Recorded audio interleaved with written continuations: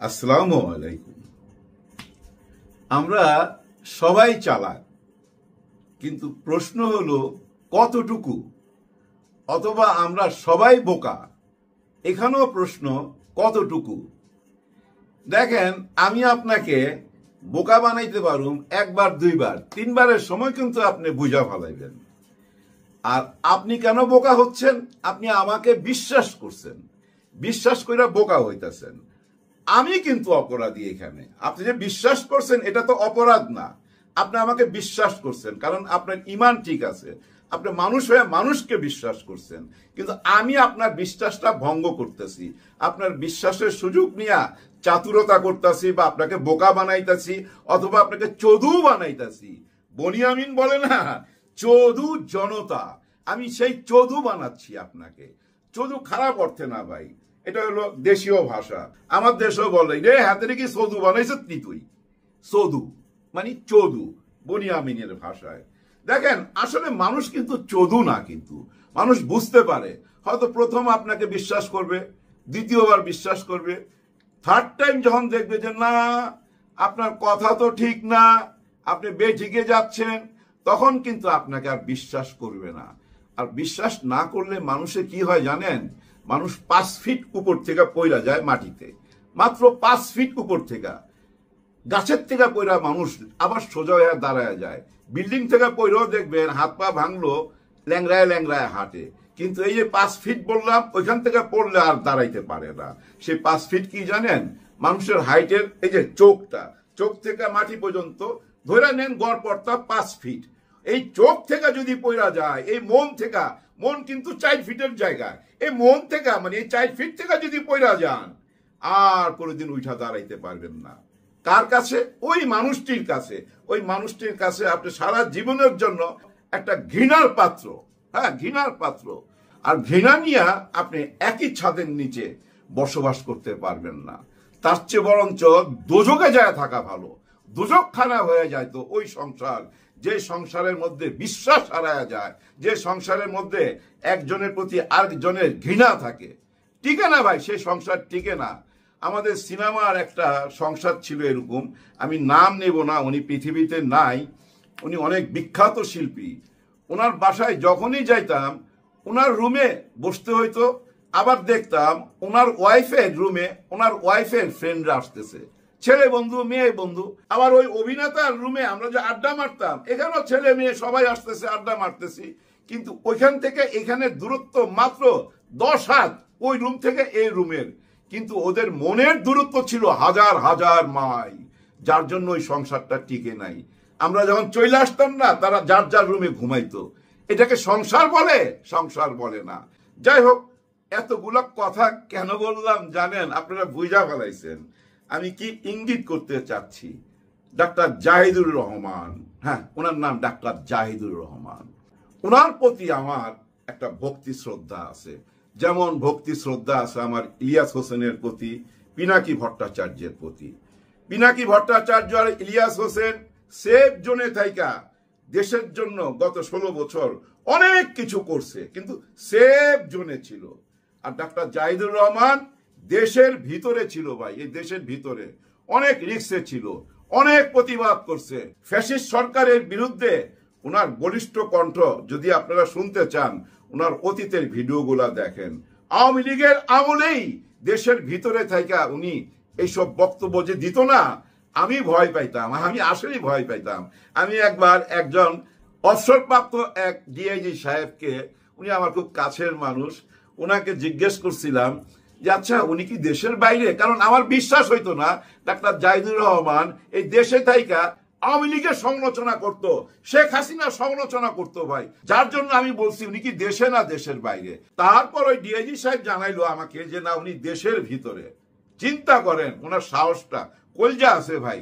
আর ওই কলিজাটা এখন জয়লা পুইরা ছাই হয়ে যাইতেছে ওনার। হ্যাঁ, ওনার কলিজা জ্বলতেছে, শুধু তার জ্বলতেছে না, আনা নাসরিন ওনার কলিজাটাও তো জয়লা পুইরা ছাই হয়ে যাইতেছে ভাই। পরকিয়া প্রেমে যদি পড়ে কেউ, হ্যাঁ দেখেন যৌন জেলাস খুব খারাপ জিনিস তো ভাই।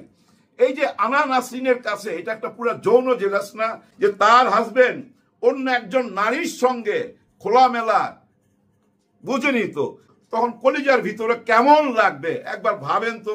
আপনি নিজে চিন্তা করেন যে আমার প্রেমিকা একজনের সাথে এরকম, বা আমার স্ত্রী আরেকজনের সাথে এরকম, বা আপনি নারী হয়ে চিন্তা করেন যে আমার হাজবেন্ড আরেকজনের সাথে, ভিতরে লাগবে না ভাই? এই জন্য বলছি কলিজা পুরা ছাই হয়ে যাইতেছে।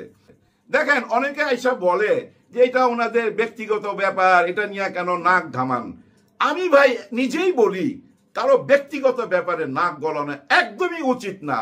আমার ভিডিও যারা দেখছেন আমি এই কথাটা বহুবার বলছি যে আত্মীয় স্বজন বন্ধু বান্ধবের মধ্যে যদি কোনো পারিবারিক দ্বন্দ্ব হয় ওর মধ্যে কখনই যাবেন না। গেলেই আপনি বিপদে পড়বেন এবং আপনিই পরে কলঙ্কিত হবেন, আপনাকেই দোষী করা হবে। এই কথাটা আমি কিন্তু বলি মাঝে মাঝে। কিন্তু ব্যক্তিগত ব্যাপার তো সেইটাই যেটা ব্যক্তি আর ব্যক্তির মধ্যে সীমাবদ্ধ থাকবে। কিন্তু কোনো ব্যক্তি এসে যদি সোশ্যাল মিডিয়া এটা প্রচার করে, তার নিজের ঘরের খবর বাইরে দিয়ে দেয়, তখন তার এটা ব্যক্তিগত হয় না, এটা ব্যক্তির মধ্যে ছড়ায়া যায়। তো যার জন্য অন্যরা এসে এটা নিয়ে কথা বলে। দেখেন আজকে এই জাহিদ সাহেবের সংসারের সাথে জড়ায় গেল ইলিয়াস হোসেন সাহেবও, ওনাকেও জড়ায় ফেলছে, একটা মামলা করতে গেছে। কতটা দুঃখজনক দেখেন। এই জাহিদ সাহেব, ইলিয়াস হোসেন, পিনাকি ভট্টাচার্য একটা নতুন দেশের জন্য কি লড়াইটা না করছে। 15-16 মাসেই দেখেন কতটা বদলা গেল। সেই যোদ্ধার নামে মামলা করতে গেল, আরেক যোদ্ধার ওয়াইফ মানে আনা নাসরিন মামলা করতে গেছে বা করছে, এরকম একটা কিছু। এটা নিয়ে ইলিয়াস হোসেন সাহেব বলছে সাবধান, কর্ম চলতেছে, মানে ভিডিও বানাইতেছে, একেবারেই ল্যাংটা কইরা ছাইরা দিবে। হ্যাঁ, উনি খুব জিদির লোক, তো রাগী লোক। আর রাগ করবে না কেন ভাই? ওনার কি দোষ? উনি তো ভাই এটার সাথে জড়িত না, জড়িত করছেন আপনারা। আনা নাসরিন, আপনার প্রতি আমার অনেক শ্রদ্ধা রেখেই কথা বলতেছি।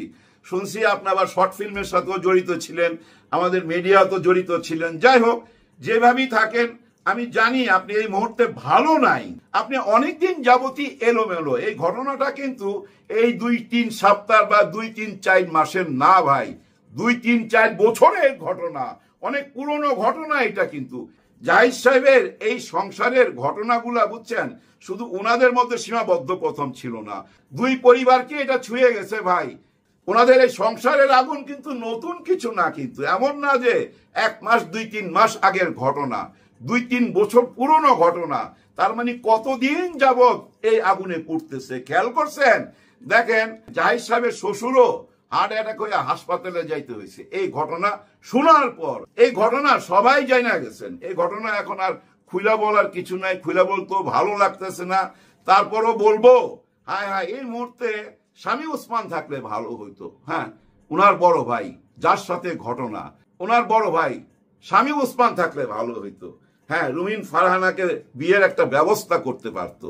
রুমিন ফারহানা সবসময় বলে রাজনীতির জন্য উনি ত্যাগ করতে করতে ঘর সংসার করে নাই, স্বামী খুঁজা পায় নাই, একজন ত্যাগী নেত্রী উনি।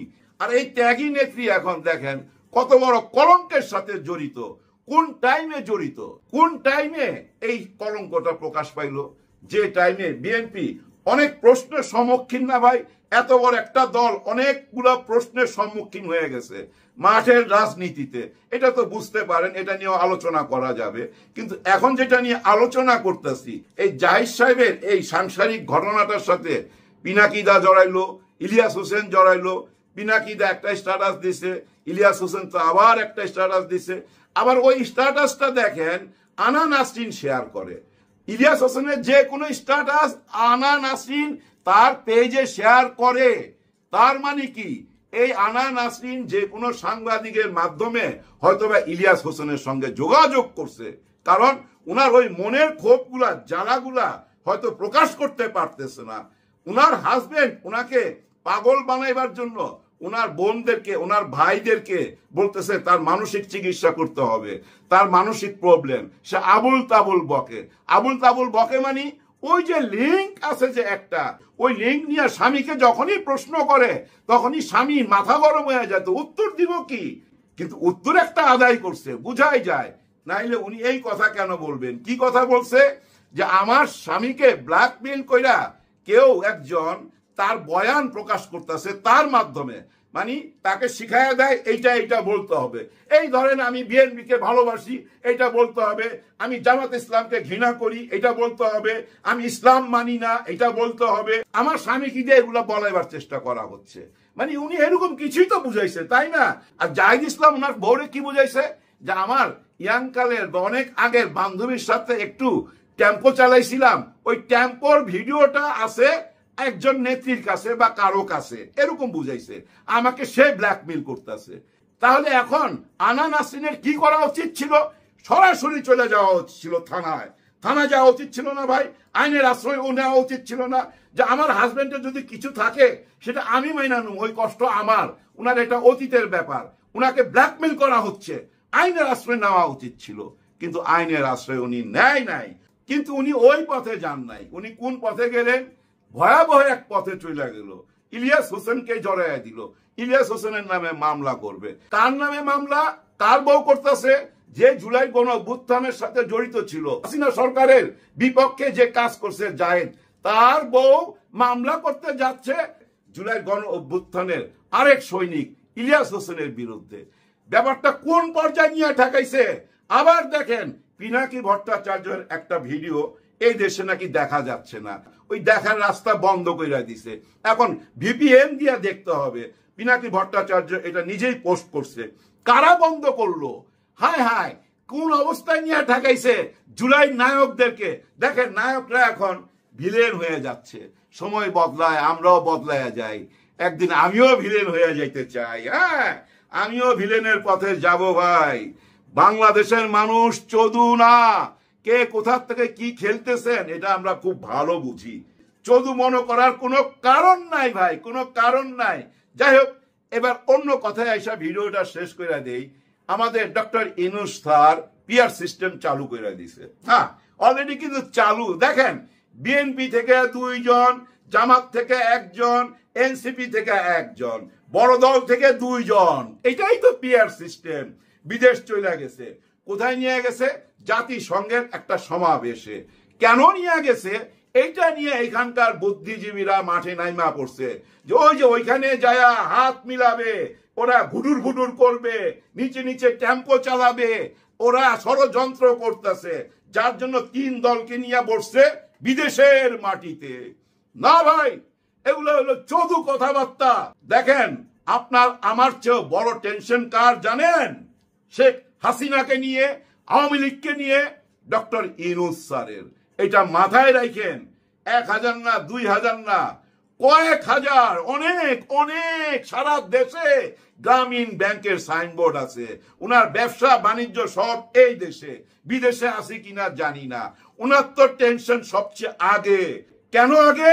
শেখ হাসিনা তো সরাসরি বলে এই যে মেট্রিকুলার ডিজাইনে যে আমাকে সরানো হইলো, এর হিরো হচ্ছে ডক্টর মোহাম্মদ ইউনূস স্যার। তাহলে টেনশনটা কার? টেনশনটা কার? রাজাকার রাজাকার বইলা যেসব রাজনীতি শুরু করছিলেন, কোথায় নিয়ে ঠেকায় আপনাদের দেখবেন, কোথায় যায় পড়েন। হুঁশিয়ার, সবাই হুঁশিয়ার। যে যা ভাবতেছেন তা না। অনেকে আমরা বইলা ভালাই কথায় কথায় এই যে আর্মি ক্ষমতা নিয়ে নিবে, মিলিটারি এক্ষুনি চলে আসবে। কোনোদিন এসব মাথায় ঢুকায়েন না। এই দেশে এই ধরনের ঘটনা হবে না।